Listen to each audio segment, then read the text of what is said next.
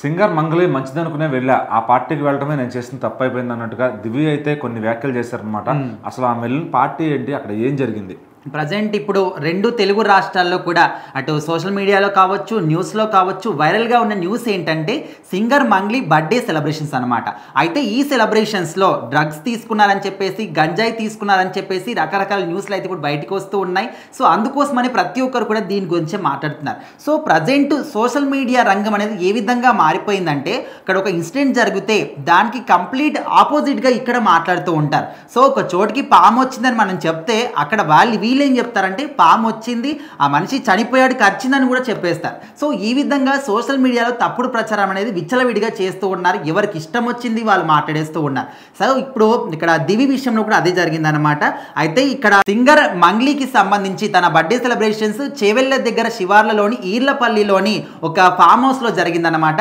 So ఆ సెలబ్రేషన్స్కి దివి కూడా వెళ్ళిందని చెప్పేసి కొన్ని ఫొటోస్ కూడా వైరల్ అయ్యాయి. సో మరి ఈ ఫొటోస్ని ఆధారంగా చేసుకొని చాలామంది సోషల్ మీడియాలో ఎట్లా అంటే సింగర్ మంగ్లీకి సంబంధించి ఈ బర్త్డే పార్టీలో దివి కూడా పాల్గొంది, దివి కూడా డ్రగ్స్ తీసుకుంది, దివి కూడా గంజాయి తీసుకుంది అనే విధంగా చాలా మంది కూడా మాట్లాడుతూ ఉన్నారు. సో మరి వాటికి ఇప్పుడు దివి రియాక్ట్ అవుతూ మంగ్లీ నాకు చాలా సన్నిహితురాలు, మేమిద్దరం కూడా చాలా మంచి ఫ్రెండ్స్ అండ్ వ్యక్తిగతంగా మంచి ఫ్రెండ్స్ కాబట్టి నేను ఈ పార్టీకి వెళ్ళడం జరిగింది. అంతకుమించి పార్టీకి వెళ్ళినంత మాత్రాన డ్రగ్ తీసుకుందని చెప్పేసి అండ్ గంజాయి తీసుకుందని చెప్పేసి తను మంచిది కాదని చెప్పేసి తన క్యారెక్టర్ మంచిది కాదని చెప్పేసి రకరకాలుగా సోషల్ మీడియాలో మాట్లాడుతున్నారు. మాట్లాడండి తప్పులేదు, కాకపోతే ఎప్పుడు మీకు సాక్ష్యాధారాలు దొరుకుతాయో ఓకే దివి ఇక్కడ నిజంగానే డ్రగ్స్ తీసుకుంది, దివి గంజాయి తీసుకుంది అని చెప్పేసి మీకు సాక్ష్యాలు అధికారులు ఎవరైనా మీకు ఇస్తే మీరు ఆ సాక్ష్యాలు చూస్తే అప్పుడు మాట్లాడండి, అప్పుడు ఇవన్నీ కూడా రాయండి, నేను కూడా అంగీకరిస్తాను, ఒప్పుకుంటాను. బట్ ఇంక మీకు ఏది కూడా తెలియనప్పుడు, సాక్ష్యాధారాలు కానీ ఏవి కూడా లేనప్పుడు ఎందుకు అనవసరంగా ఈ విధంగా చేస్తారో.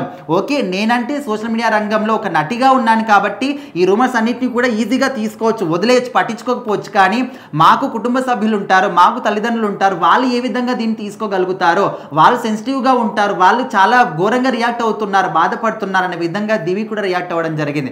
అండ్ ఇక్కడ మంగ్లీ విషయంలో కానీ ఇటు అంటే మంగ్లీ మంచిదనుకొని వెళ్ళాను, తను ఈ విధంగా చేసిందని అనుకోలేదు, ఈ విధంగా కూడా కొంతమంది మాట్లాడుతున్నారు. సో ఈ మాటలు దివి ఎక్కడ కూడా చెప్పలేదు. మంగ్లీ నాకు చాలా మంచి స్నేహితురాలు కాబట్టి వ్యక్తిగతంగా నేను వెళ్ళాను ఆ పార్టీకి, కానీ డ్రగ్స్ తీసుకోవడం కానీ గంజాయి తీసుకోవడం కానీ ఏది కూడా నేను చేయలేదు. ఒకవేళ నిజంగా నేను చేసి ఉంటే, సాక్ష్యాధారాలు ఉంటే అధికారులు ఆ విషయం మీకు చెప్తే అప్పుడు మాట్లాడండి. కానీ అనవసరంగా ఒక వ్యక్తిని కించపరిచే విధంగా వాళ్ళ క్యారెక్టర్ని క్రిటిసైజ్ చేస్తూ వాళ్ళ క్యారెక్టర్కి మచ్చపడే విధంగా మాత్రం చేయకండి దయచేసి. దట్టు ఆడపిల్లల విషయం మాత్రం అస్సలు జోక్యం చేసుకోకండి అనే విధంగా దివి మాత్రం చాలా ఎమోషనల్ అవుతూ ఈ విధంగా చెప్పడం జరిగింది.